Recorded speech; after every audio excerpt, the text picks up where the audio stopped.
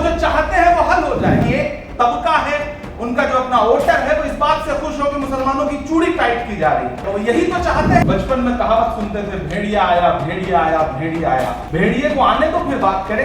सरकार तो litmus test करना चाहती है। 1947 में इससे बुरे हालात रहे होंगे। हमारे पुरखों ने उस वक्त भी लड़ाई लड़ी ना, जिंदा है ना, इसे कोई पामाल नहीं कर सकता। इसमें हमारे हजारों लाखों बुजुर्गों का खून शामिल है। कोई एक ताकत ऊपर बैठी है जो ये वक्त के बादशाहों से कह रही है कि इतना मगरूर न बन, मुझको समय कहते हैं, बादशाहों को भी दरबान किया है मैंने। खतरा सिर्फ आप पर नहीं है, अलग थलग मत करिए खुद को। मैं अक्सर लोगों से ये बात कहता हूँ, सिर्फ हमारा हुकूक नहीं, दलितों के हुकूक पे और डाका डाला जा रहा है, पिछड़ों के हुकूक पे और डाका डाला जा रहा है। हम आप तो सिंबल है, हमारा आपका तो सिर्फ कंधा इस्तेमाल किया जा रहा है। और ऐसा नहीं कि मुल्क में हालात बहुत बुरे हो गए, मैं नहीं मानता इस बात को, बुरे हैं लेकिन इतने भी बुरे नहीं है। इसलिए डरना बंद करिए। जिंदा रहना है तो हसास हुकूमत से न मान, असल मुंसिफ है खुदा रहे अदालत से न बान। जिंदगी ठीक अगर है तो न मिलना बेहतर, और अगर हक है तो फिर इतनी शराफत से न मान। अक़लियतों के हुकूक पर ही नहीं है। डॉक्टर बाबा साहब अम्बेडकर ने संविधान लिखा, संविधान बनाया। पिछले 50, 60, 70 सालों से इस मुल्क के तमाम दलित भाई लगातार अपने हुकूक के लिए लड़ रहे हैं। लड़ना हमें भी पड़ेगा। और एक बात मैं बहुत जिम्मेदारी से और जिंदा दिली से आपसे कहना चाहता हूं, हम आप डरते रहे, डराने वाले डराते रहे, अपने हुकूक के लिए बोलते रहिए। पिछले 2 दिन से पूरे मुल्क में, इधर जो साथी खड़े हैं बाईं तरफ, उनसे गुजारिश करूंगा कि थोड़ी देर खामोश रहें। ये महफिल बड़ी जिम्मेदार महफिल है। कश्ती का जिम्मेदार फकत नाखुदा नहीं, कश्ती में बैठने का सलीका भी चाहिए। तो मैं सबसे गुजारिश करूंगा कि आप सारे लोग इस बहुत बड़ी महफिल की अहमियत को समझें। मोहम्मद आलम साहब ने जिस मोहब्बत के साथ इसे सजाया है, और किसी एक महफिल में, किसी एक प्रोग्राम में देश के अलग अलग पॉलिटिकल पार्टियों के इतने सारे एमपीज का इकट्ठा होना आसान बात नहीं है। मुझे लगता है इस बात के लिए मिल्ली काउंसिल के जिम्मेदारान के लिए एक बार जोरदार तालियां बजानी चाहिए। मैंने कहा ना कि डरना बंद करिए। पिछले 2 दिन से मीडिया के साथी सुबह शाम वक्त का जो बिल आने जा रहा है उस पर आप क्या कहेंगे। मैंने कहा भाई, हम बचपन में कहावत सुनते थे, भेड़िया आया भेड़िया आया भेड़िया आया। भेड़िए को आने तो फिर बात करेंगे। सरकार तो लिटमस टेस्ट करना चाहती है, एक चीज उछालती है और चाहती है कि आप बोलना शुरू कर दीजिए उस पर। वो जो चाहते हैं वो हल हो जाएगा। वो यही तो चाहते हैं कि तबसरा हो, यही तो चाहते हैं कि आप माहौल बनाइए ताकि एक तबका है उनका जो अपना वोटर है वो इस बात से खुश हो कि मुसलमानों की चूड़ी टाइट की जा रही है। आप ये एहसास दिलाना बंद करिए कि आपकी चूड़ी टाइट हो रही, नहीं हो रही है। डरना बंद करिए। 1947 में इससे बुरे हालात रहे होंगे। हमारे पुरखों ने उस वक्त भी लड़ाई लड़ी ना, जिंदा है ना।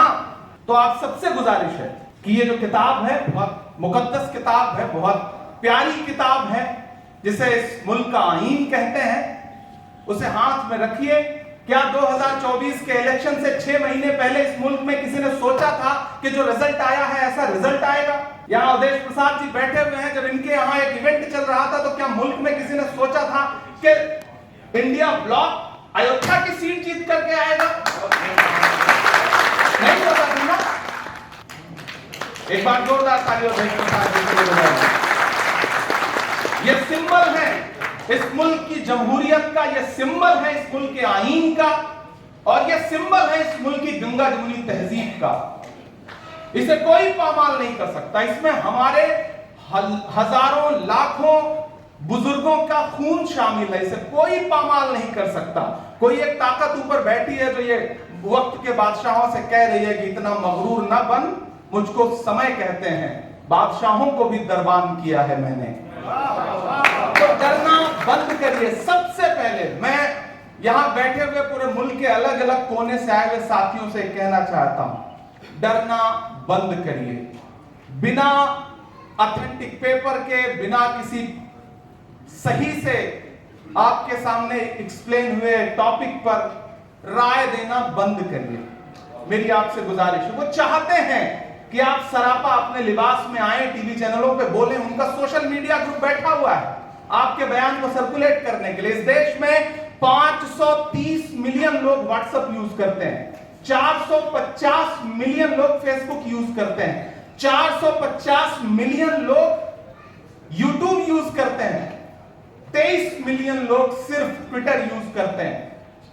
आप यहां बोल रहे हैं, आप एक बयान दे रहे हैं और आपका यह बयान लाखों करोड़ों लोगों तक तुरंत पहुंचाया जा रहा है अलग अलग उन्वान के साथ। तो मैं आप सबसे गुजारिश करूंगा, ये तरतीब बनाइए, लोगों को जोड़िए, बैठिए।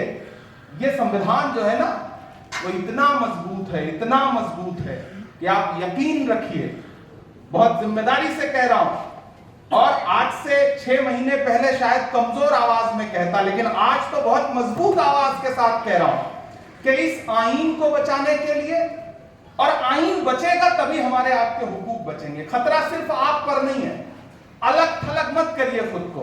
मैं अक्सर लोगों से यह बात कहता हूं, सिर्फ हमारा हुकूक नहीं, दलितों के हुकूक पे और डाका डाला जा रहा है, पिछड़ों के हुकूक पे और डाका डाला जा रहा है। हम आप तो सिंबल हैं, हमारा आपका तो सिर्फ कंधा इस्तेमाल किया जा रहा है, उनका निशाना कोई और है। तो मैं आप सबसे गुजारिश करूंगा कि इस एकजुटता के साथ आगे बढ़िए। जो माहौल पिछले इलेक्शन में आप सबने बनाया था, वो कैसे बचा रहे, वो कैसे बना रहे, इसकी कोशिशें और करिए, क्योंकि वो नफरत फैलाने की बहुत कलेक्टिव कोशिश कर रहे हैं। हम मोहब्बत की कोई कलेक्टिव कोशिश नहीं करते हैं, कमियां हमारी भी हैं, हमें भी अपने गिरेबान में झांकना पड़ेगा। और एक गुजारिश यहां पर मिल्ली काउंसिल के स्टेज पर, चूंकि देश के तमाम जिम्मेदार लोग बैठे हैं, मैं बहुत छोटा हूं, मेरी उम्र बहुत कम है, लेकिन दुनिया ने जो सिखाया है उस बुनियाद पे आपसे कह रहा हूं, आपके समाज के तमाम ऐसे खाली लोग जो 2000 रुपया लेकर टीवी चैनलों पे बैठ के ज्ञान दे रहे हैं, उनको कंट्रोल करिए। अगर आप उनको कंट्रोल नहीं करेंगे तो इस तरह की महफिलें सजाते रहिए, जिनको जो पॉलिटिकल फायदा लेना है वो ले लेंगे। उन पे दबाव डालिए, उनसे कहिए कि भैया सारा ज्ञान लेकर के घर पे बैठो, 2000 रुपए के लिए टीवी चैनल पे जाके कौम को जलील मत करो। और वो काम आपको करना पड़ेगा, वो हम नहीं कर सकते। सियासी लोगों की अपनी लिमिटेशंस हैं, हमारी मजबूरियां हैं, हम उतना नहीं बोल सकते। और जिस तरह से मिल्ली काउंसिल ने माजी में काम किया है, बाकी तंजीमें भी, मैं सबको आवाज देता हूं मुल्क के हर हिस्से में। और ऐसा नहीं कि मुल्क में हालात बहुत बुरे हो गए, मैं नहीं मानता इस बात को, बुरे हैं लेकिन इतने भी बुरे नहीं है। इसलिए डरना बंद करिए, हौसला पैदा करिए। जिंदा रहना है तो हर सांस हुकूमत से न मांग, असल मुंसिफ है खुदा, रहम अदालत से न मांग। जिंदगी भीख अगर है तो न मिलना बेहतर, और अगर हक है तो फिर इतनी शराफत से न मांग। नहीं डरना है।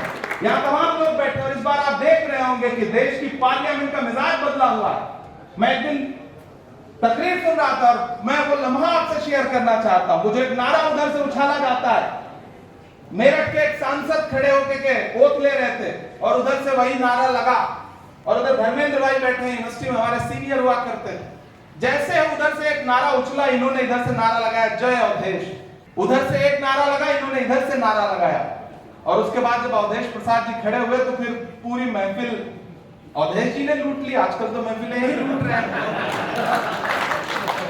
तो हर चीज का जवाब है, ऐसा नहीं है कि, तो इसलिए आपको डरा करके जो डर की पॉलिटिक्स करना चाहते हैं, उनको भी ये कहिए कि नहीं, हम इतने डरे हुए नहीं हैं, खामोश रहेंगे, लेकिन अपने इश्यूज पर, मुद्दों पर, कागज पर लड़ने का हुनर सीखिए। अपनी चीजों को कागज पर लाइए। बड़ा तमाशा खड़ा किया गया ना, एनआरसी आएगी, सीए आएगा तो ये कर देंगे, वो कर देंगे, सबको बाहर निकाल देंगे। कितने लोगों को निकाल दीजिएगा? कोई नहीं निकाल पाएगा। इसलिए डरना बंद कर दीजिए। ये एक्ट भी लाएंगे, डिबेट होगी।